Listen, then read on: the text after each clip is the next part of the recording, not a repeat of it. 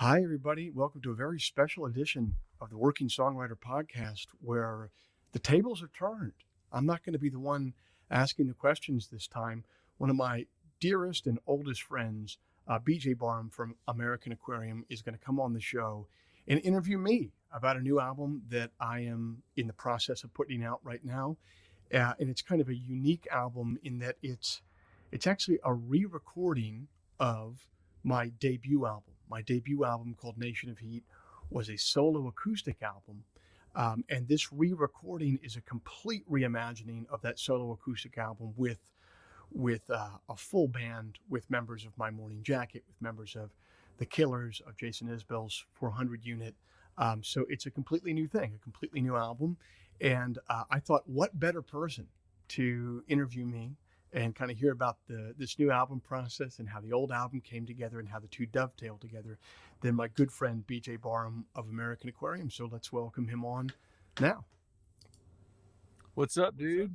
Dude, how are you? Thanks for doing this. Hanging, man. I am so stoked to be. I was crushed when Tim did this a few years ago because I really thought I had a good shot at it. But I'm happy to play second place and do the second one. Well, when people ask me, have you made a lot of friends in the music business? I'm like, I have two true friends in the music business, and it's Tim from Strand of Oaks and BJ Barham, who I've known you guys for over a decade apiece. And I mean, I have a lot of friends, but I mean, you guys are the only ones that I'm like constantly texting and calling to complain about things. So I think that's the mark of a true friend, right? You're my. I would say I've got less than five. I wouldn't even call them friends. I have some acquaintances. You're the one true. I talk to you probably weekly. Yeah. Through text or calls. And Yeah. I think any idea that we've had has been bounced off the other one. Good or bad? Good or bad. Before it went to the internet, it was like, hey, I got this idea. Yeah. Oh, definitely. Well, thanks for being here. I know this is release week for you, actually, for Chicamacomico. I think I pronounced that right. Yeah, Chicamacomico. And I know release week for you is busier than it is for most artists because, and you're the one that got me on this train doing this myself, you fulfill and do everything within your own merchandise store. So release week for you is not, smoking a cigar on the beach and counting your money. Release week for you is getting the music to the people. So I really appreciate you taking the time this week to do the interview. Oh, no worries, man. We spent this weekend. I went and got my post office lady Starbucks and donuts this morning. Yeah. To say thank you for the last 48 hours because I put them through hell the last 48 hours. That is a good because you got me on this tip of mailing stuff out myself, and this will be the first time this summer with this new album that I have to do the big push with the new album. So I guess bribing the postal workers is the way to go. Yeah, and the good thing about having a small town post office is there's only like 3 ladies. So I'm not going into like Raleigh Central Hub and buying coffee for like 30 guys. Right. It's just 3 middle-aged ladies who wanted some Frappuccinos this morning and some Krispy Kreme, and that was easy. Easy. Wow, Frappuccinos too, not just the drip coffee. Oh, no, they went large. Like large raspberry, mocha, frappa, whatever they sell there. God bless them. You got to bang someone out when you had the chance, Yeah.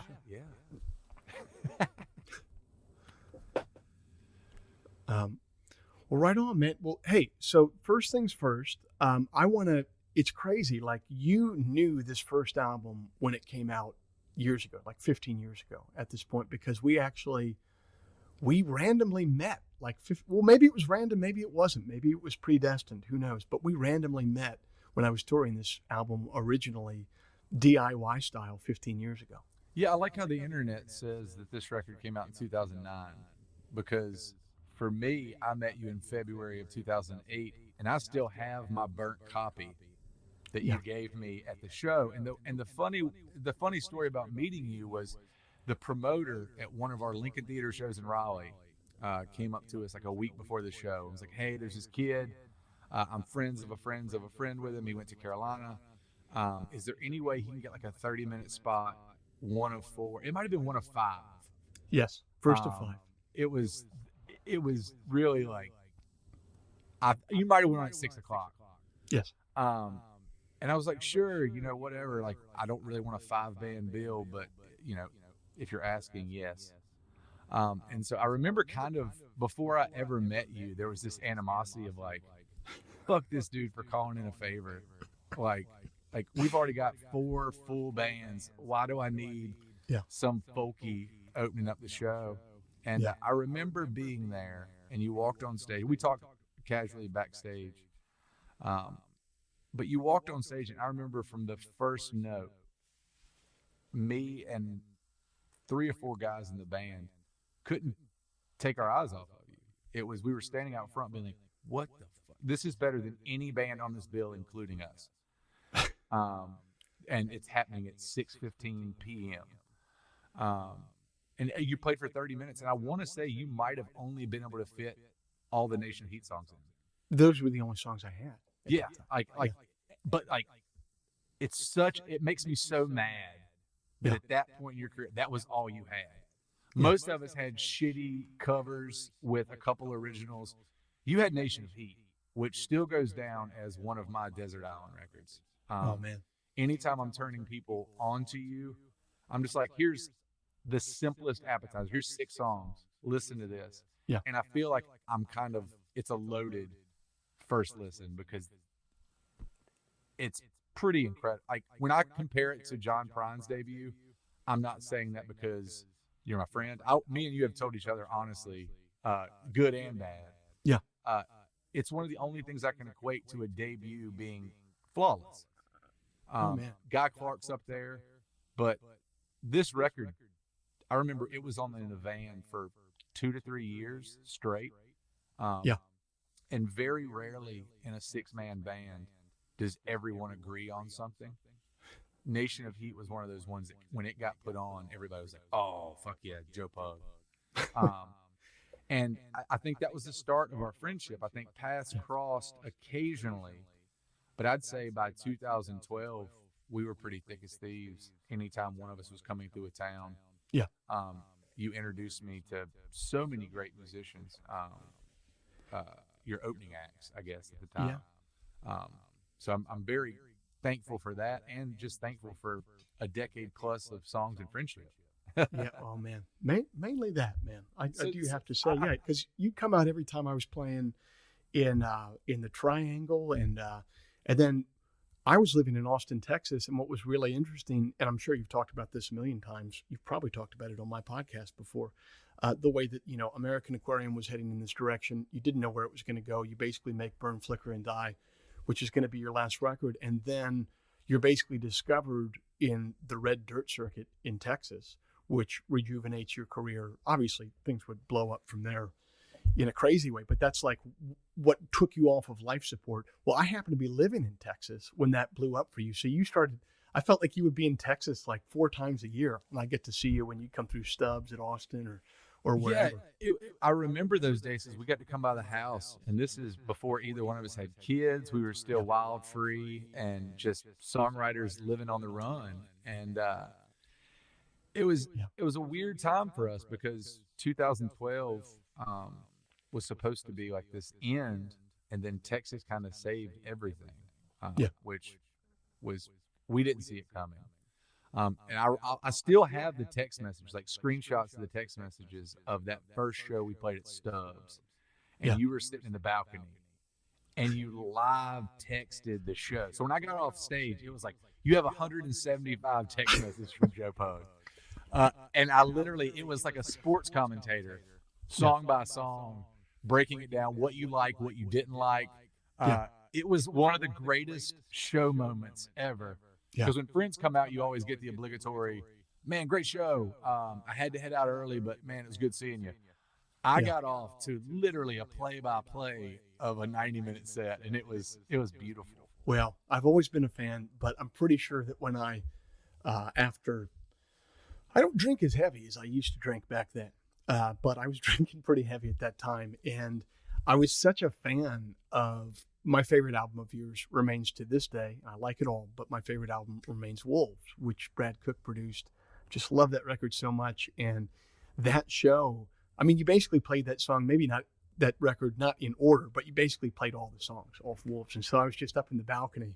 I live texted you the whole show. I really wish you would just get a job at a publication for like 6 months, just so I could pull quotes from that text message and then put it in my press reel.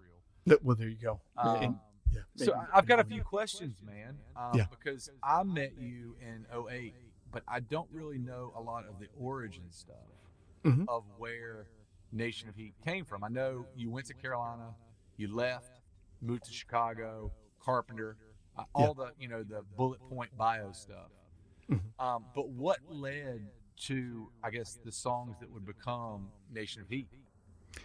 I was playing this really robust open mic scene in Chicago, and I was just on fire in my early 20s. I really wanted to create something. I really wanted to contribute, whatever my version of the great American novel would be. But, I didn't have the time or attention span or intelligence or talent to write a novel.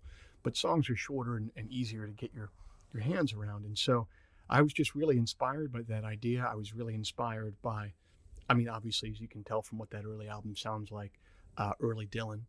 But I was also really, I'm glad you name checked that first John Prine record. I was really inspired by John Prine, that self-titled debut where he's sitting on the hay bale. I love that. He came out of Chicago, very early on. That's where he had written that record, very famously as a mailman in Chicago. So I identified with that one really closely. And I started playing clubs around town. I recorded a lot of it in Chicago at a place called Rax Tracks. And then small door after small door opened up for me. I never ended up with, the keys to the world in a Columbia Records contract and a shot to play SNL and Letterman or anything like that. But the keys to the world to allow me to go in the clubs across America to play these songs, things just opened up one after another. And I suppose the really big break was Steve Earle asking me to come on the road and open for him in the United States and in Europe for about 3 months. That really took me out of Chicago and put me on to the stream of reality that I inhabit right now, talking to you.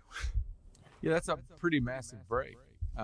Most of us hope to go on tour with somebody one level above us, but when you're going on with I don't say this lightly, a living legend like Steve, that's immediately being put in front of a fan base that's hungry for songs. I got to quit my job. It went from I have a job that I show up at 8 o'clock in the morning with boots on to I have a new thing that I do now, and it happened pretty much overnight. Man, that is incredible.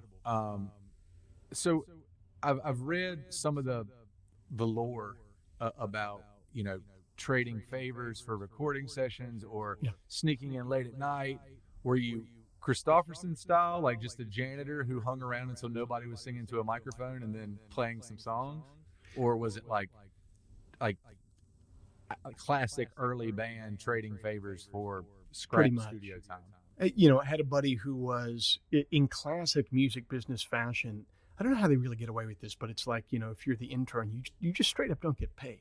And so very good buddy of mine, Jeremy David Miller, who was playing as well, he was an intern at Rax Tracks, and his payment was not cash money. His payment was, if there's no one else in for a session, you can use the time yourself. And he used that for me to be able to record those initial songs. How long did it take? It was a bunch of different sessions over the course of one fall. You know what I mean? So I'd say it was probably 5 or 6 different sessions, maybe just 3 or 4. I don't know. And we'd go in there. It was just a couple hours long. There's no band. It's just me. So, I would go in there and fumble around. I could barely play guitar. Couldn't really tune it. Couldn't sing in tune. I would blow out my voice after, an hour and a half because I didn't know how to sing right. I couldn't keep time. If you listen to that original record, everything pushes and pulls by 15, 20, 25 BPM. So it was pretty raw. It was very raw, but I think that ended up being the attractive thing for it to a lot of listeners. Yeah, I think when you say raw, I think you look at it as almost like you're like a shameful thing. I think it adds a level of honesty.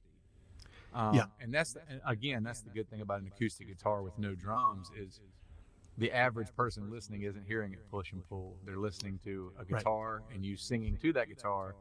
And I think the words for me, Yeah. and it's funny you mentioned Dylan, because very few times does the music not matter to me. Mhm. The rudimentary, guitar picking um, was secondary. It was what you were saying. Yes. I was angry at you because you were someone who was definitely a contemporary. Right. We're close in age. And at that point, I'd been doing it a good 2 years longer than you. 2 years. Yeah.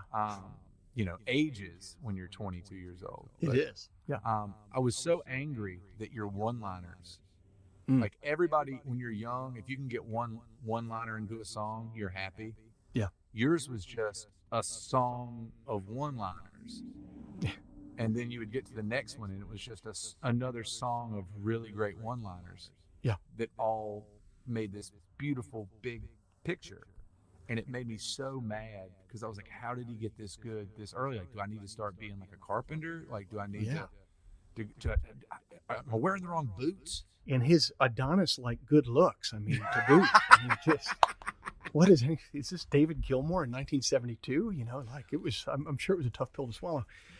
Yeah, I don't know. I think there was something to it where it was one of the few albums in my life where the writing process was really intertwined with like playing the songs live, before they were recorded. And I think maybe there was kind of like that one-liner feel to a lot of them, because to keep people's attention in the club, you had to have kind of evocative or provocative lines to keep people. It's hard to listen to a dude with an acoustic guitar for 30 minutes. I mean, it's hard. And so especially if they don't have anything to say. Well, I mean, if they don't have anything to say, it's impossible to listen to them. And even if they do have something to say, if it's not in the right style, it's still hard, Yeah, I remember, what was it? Around here, the streetlights call themselves stars. I remember the first time I heard that, I almost cut it off and threw it out the fucking window because I was mad at you. Yeah. But there's tons of those. And Ryan, our old guitar player, Yeah, of course. he was just as much of a fanatic for that record as I was. Mm. And we would go through it almost like you go through like a hip hop record and dissect these like really brilliant like one-liner slices. And it was just, the hits kept coming. You would get, it's a 3.5 minute song that floors you every 10 seconds. It truly was I didn't know how to process it. I'd never seen anybody my age doing that. And I'm sure that's what everybody else in the Chicago scene felt with you and with Prime, sitting in the same room with someone who, what was the cherub good looks and the curly hair. Yeah, man. And the baby blues, man.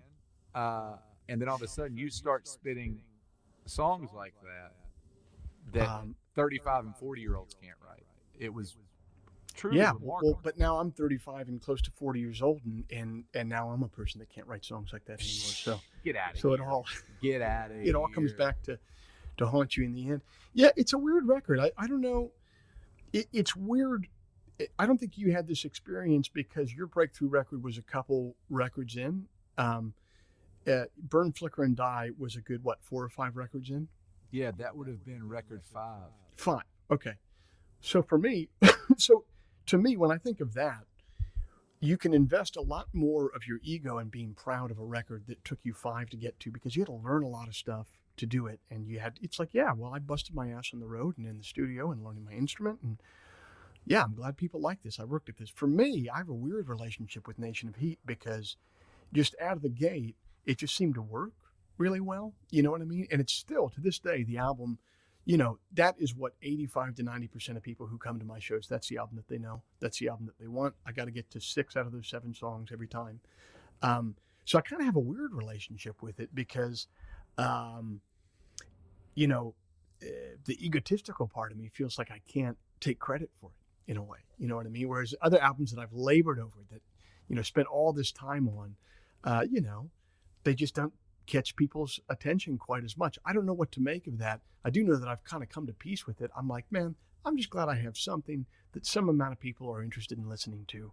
and coming to a show to hear. And thank God for that. And I won't look a gift horse in the mouth anymore. Is it a weird relationship? Do you feel like peaking early? Yeah. Is that a Well, weird so moment that's for you how I mentally? used to feel about it. And I used to feel very self-conscious about it. Of like, man, I peaked early there. Like that first one came out of the gates hard and it was tough to recreate that. But I've since learned as I've gotten older that that's not a great way to look at it, because it's not like this is comedy. Like when you're a comedian, you can tell your special one time and that's it. You know what I mean? You can't go out on the road with the same special anymore. With music, whenever your beloved album comes out, your most beloved album comes out, whenever that comes out within your oeuvre, or I don't know how you, oeuvre, I don't know how you pronounce that. I think it's Whenever a that walk. comes out, I don't know.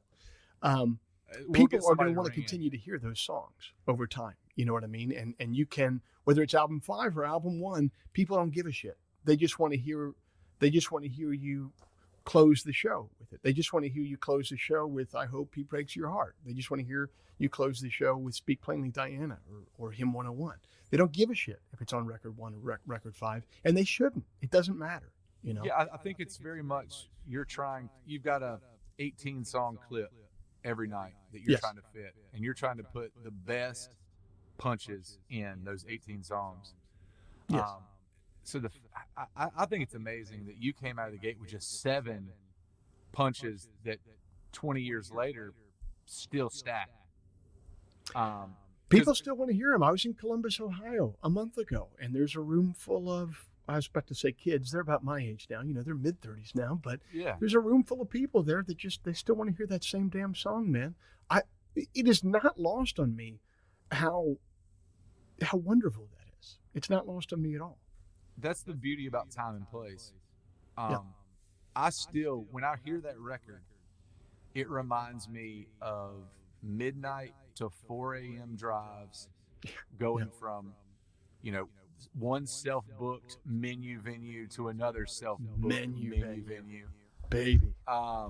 And trying to find something that kept my attention long enough to where I wouldn't doze off and run us off the highway. Right. And I have such good memories with that record because, like I said, everybody in the band at that time loved that record. And I'm not blowing smoke. It was a passionate favorite. It was that album, and it was the first 3 albums by Insane Clown Posse that kept you. Well, I thought that didn't need to be said. I thought everybody just assumed. Everyone knows you're a juggalo. Yeah. Everybody based off of my output. I just thought that was kind of common knowledge. Right. But it's really neat to me because, like you said, we have very different trajectories to getting to records that resonated. Yes. Literally, I can't listen to my first 2 records without Right. cringing. I couldn't imagine listening to my first record and being like, "Yep, it's perfect. It's brilliant." The problem is, well, first of all, that record isn't perfect, but also it's I cringe at stuff that I did later. Not all of it. I mean, I stand by most of the records I put out, but I definitely cringe at stuff I put out later a lot more than I do that first record. So I mean, we all have cringy stuff. It was a weird thing. I don't know how that album came together. I've tried to replicate it ever since. Obviously, you try to replicate something that worked for you, and some things can't be replicated. They were from a moment in time. They were from a geographical place. They were embodied in that place and who you were at that time. I mean, it's just, you can't step into the same river twice, I guess, and that's especially true with records. Well, the good thing I think is you'll always have these songs, and Yeah. I think a lot of people spend their entire career trying to get 7 songs as good as those 7 songs. Well, now I'm just starting to feel uncomfortable about all the praise that you're. Yeah. So As a friend, I would tell you, like, yeah, 5 of those are great, and 2 of them could use some work. fair enough. But- and I know which too. As a writer, and as someone who loves language, Sure. and modification of language, it floored me. And the fact that we became friends, just added to the lore of that record for me, because I was like, I know the guy wrote this. Like, you don't meet Bob Dylan, you don't meet people that write these records that change your life. And I'm not kidding, Joe, when I say that record changed a lot for me and everybody in our band. What a trip, man. But anyway, I'm going to stop blowing smoke. Yeah, please, making me deeply. Yeah, just edit some of this to where I just tell you it's okay. Yeah, I will. So you re-recorded it. And to remind people, this is not a remix. This is not repackaging. This is not a new cover with the same songs. This is an entirely reimagined record. Yes. Okay. It couldn't be more different. I mean, once it's finally out, people will really understand how different it is. But that first record is basically just me with an acoustic guitar. And this is me 15 years later with, having, like I mentioned to you, like I didn't know how to play the damn guitar. I didn't know how to sing. I didn't know how to stay in tune. I didn't know how to keep time. And then I'd spend the next 10 or 15 years on the road and in the studio learning how to do all those things. And it had begun to eat at me a fair amount that I could recognize that there was just something about that record that was different than the other ones that I had made, that was just sort of more compelling. And it killed me and it ate at me that it had been accomplished in a way before I had any skills to kind of realize it. And I, for a while, just kind of chalked it up to like, that's the way it goes, man. That's how life works, and you move on and you create new stuff. But then I realized there's sort of an advantage. Both you and I have been very DIY throughout the years. We've both, over time, we've both been signed to record labels and done stuff like that and had some publishing stuff going on, but we've done a lot of the stuff DIY. And I was in a position owning both the publishing and the original masters, where a lot of artists maybe wouldn't be able to go back and record songs, but because I hadn't sold it to anybody, I basically realized at a certain point, like, I could totally re-record this and literally no one could stop me from doing that. Like this is mine. I can do whatever I want. And so that is the plan that I came up with. And I had a lot of favors to call in from friends, like wonderful musicians that I've met over the years. And not only favors to call in, but, guys to hire in bands that I've loved for years, but never had a project that they could work on. Well, now I have a budget and a project for them to work on and contribute something, incredible to it. So, I just went whole hog and I produced this the way that I would produce a brand new record. I put a bunch of money, a lot of time and money into this, getting this exactly right. And this is what Nation of Heat would have sounded like if I had known how to do it in the first place. This is what I would have wanted it. And so it kind of realized itself. Finally, 10, 15 years later, here it is realized with a band. That's amazing. I can't wait to hear it. You want to hear a track right now? I would love to hear a track. Awesome. I've only heard the stuff up on Spotify. Awesome. Well, this is the only track that's up on Spotify now. Maybe by the time people hear this, the second single will be out, but this is definitely the one that's out now, and this is the title track.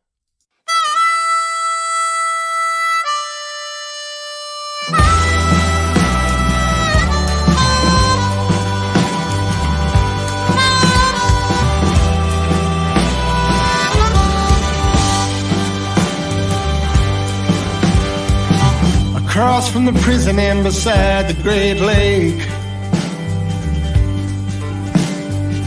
below the rooftops and above the highway,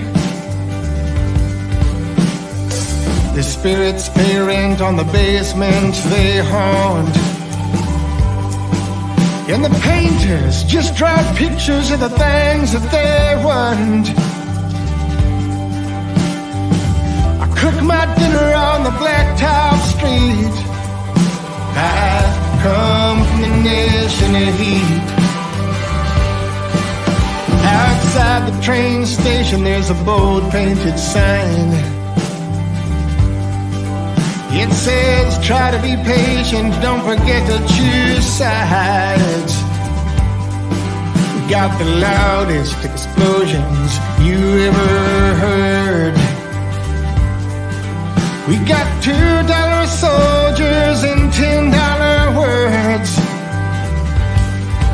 If I didn't own boots, I wouldn't need feet. heat. I come from the nation of heat.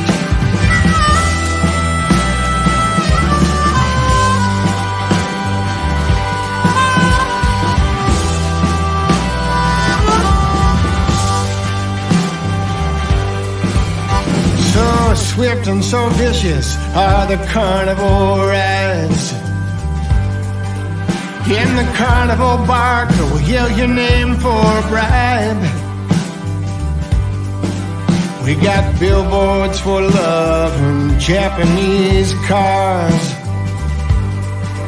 It ain't rare to hear the streetlights call themselves stars. The more that I learn, the more that I cheat. I come from the nation of heat. I've seen skeleton mothers and hungry folks across the street from the kitchens that cook dinner the most. Sometimes you hear whispers by the dark of the moon that we promised too much and gave it too soon. Even our coughs and our fevers compete. I come from the nation of heat.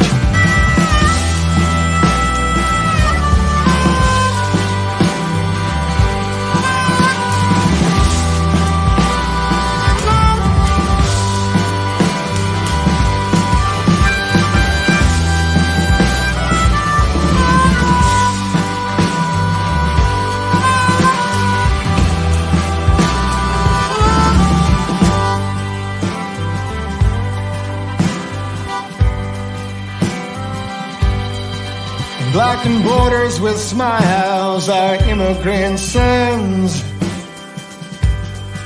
We measure loneliness in miles and misery in tons. There's a straw-headed man rowing away from the shore. He says it's a shame they don't let you have slaves here anymore. I'm the ugliest man that you'll ever meet. I come from the nation of heat.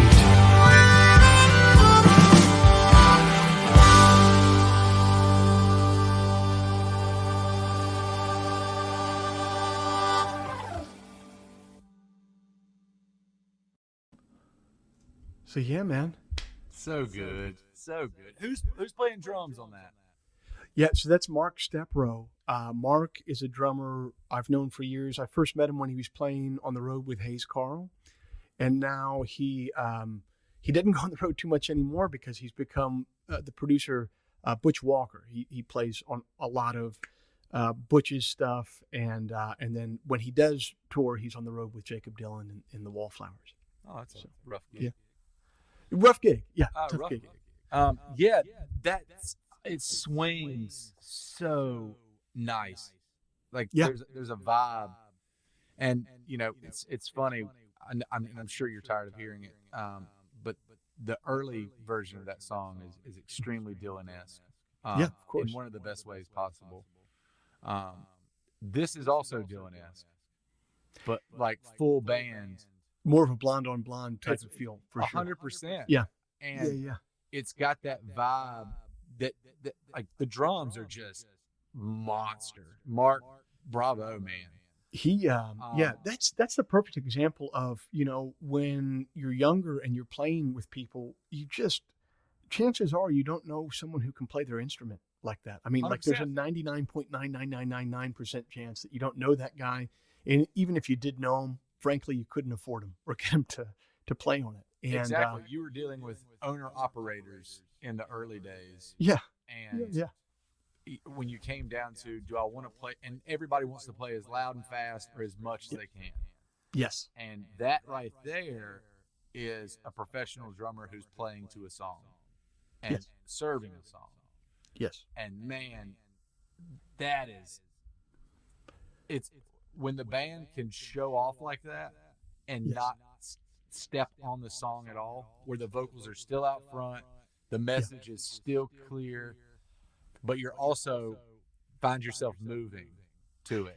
It's funny you would say that because the guy that mixed this record, Joe Pug, who's a great mix engineer, the first mixes that he sent me back were band mixes, basically. Like, so it is the band moving in that way. And if it was a rock song, it would be mixed with the band kind of up here and the voice nested in. And I had to write him back and say, listen, this mix sounds great.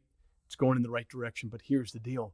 It's still a singer-songwriter record, right? So you actually, the singer-songwriter record, you got to bring the band down another 15%, and the voice has to sit on top in a way that it would be completely uncomfortable for it to do in like a rock record. Yeah. And I actually think your records are mixed like this a lot, because particularly something like Wolves, where you have this full rock band sound, but it's still, the thing that makes it a singer-songwriter record is the mix plucks that voice and really just crowns it on top in a way that in rock records it just isn't done. Well, I think it's important because first and foremost, I consider myself a singer-songwriter. Right. And so I just happen to have a 6-piece rock and roll band backing me. Yeah. And so I think with any singer-songwriter record, songs are the most important part. And I think that's because us as songwriters, they need to be out front because we're proud of what we're saying. I think with a lot of rock music, they're not so sure of what they're saying, or they don't know what they're saying. Yes. Yeah. And they'd like I did it a lot on early records when I wasn't sure of my voice. Mm-hmm. I would just hide behind the band. The band would do all the heavy lifting, and it didn't matter what nonsense I mumbled, as long as the band was holding their weight. It was great. And I think that's what scared me about never putting out a solo record until I think 2016. Right. So 10 years into my career, I finally was mentally able enough to put out. Was Rockingham your first solo? Rockingham was my first and only solo record. Bare bones. Okay. You know, brush. There's not a single cymbal on that record. It's just funny. Brushes and bare drums. But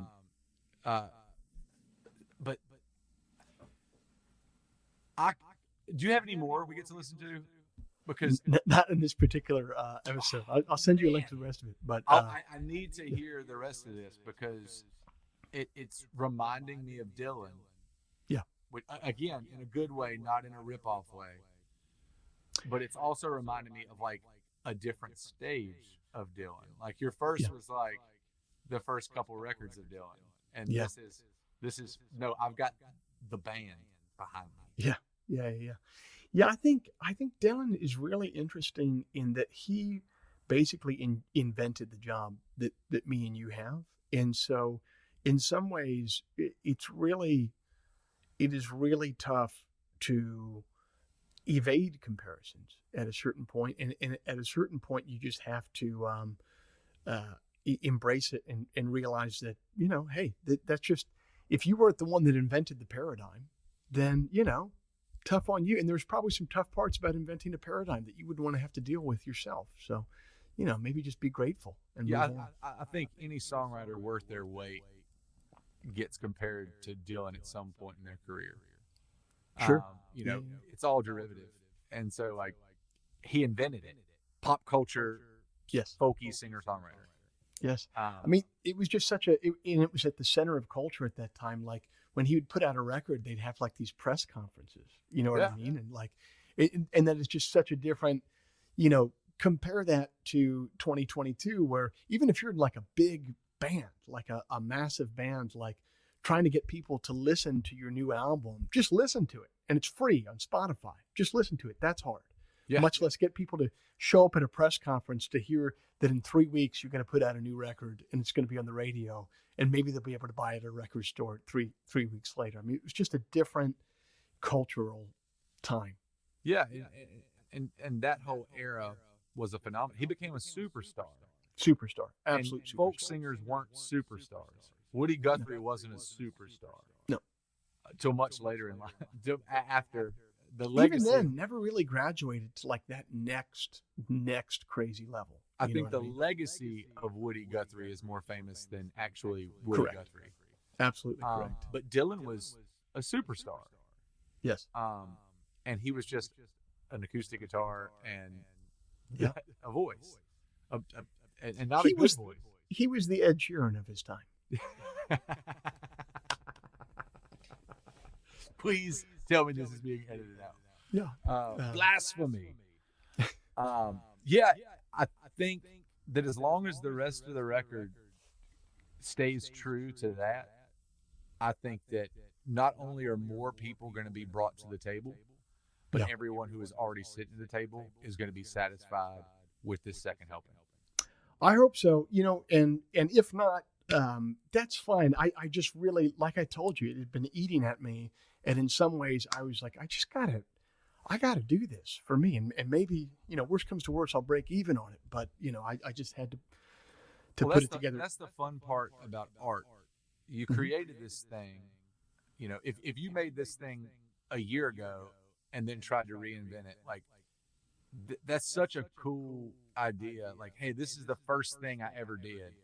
Yeah. 10, 15 years later, I've learned a lot. It's a craft. Yes. Mm-hmm. Here is what that thing you already love would sound like with experience, with 15 years of mistakes and lessons learned. Yes. Here it is presented in time, with a full band.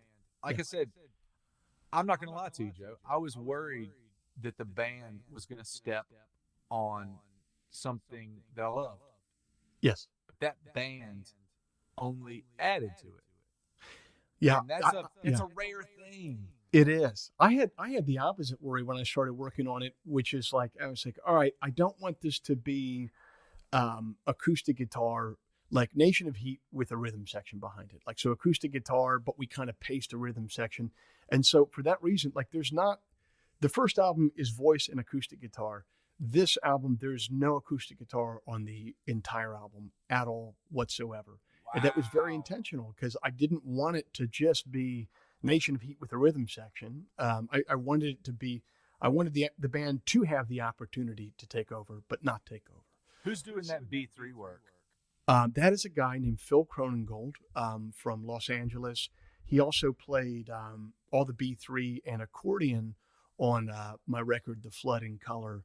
And man, there's a lot of good musicians in LA. It turns out. Turns out. Have you heard that it's a music town? It's a bit of a music town. Yeah, I mean, so much of this record, I ended up editing it and arranging it at my home, but like almost all of it was recorded by musicians themselves in studios in Los Angeles and Nashville, because that's where all the good guys are. That's amazing. Yeah, Good guys. I love how every single part serves the song. There's not like the B3 was prevalent, but it never stepped on anything. Man, that's special, Joe. Thank you. I'm thrilled for you to hear the rest of the record. I really appreciate you taking this time during release week for you to come in and chat with me about it, man. Thank you, BJ. Thanks so much I get to check this off the bucket list. I've always wanted to host Joe Pug's podcast for a week, and hopefully I did a decent job. And oh yes, and now we need to. We'll just start our spin-off podcast where we talk about food and talk shit about people. And that'll be. If people could pay a Patreon to just have a third-party access to our hour-long conversations once a week, where you're stone cold sober, but I'm 6 glasses of Pinot Noir in. Dude, CBS needs to add it to Tuesday night, man. Like that's the sitcom of the year right there. There you go. 2 old dudes complain. Thank you, BJ. I really appreciate it, brother. Thanks for having me, Joe. Peace.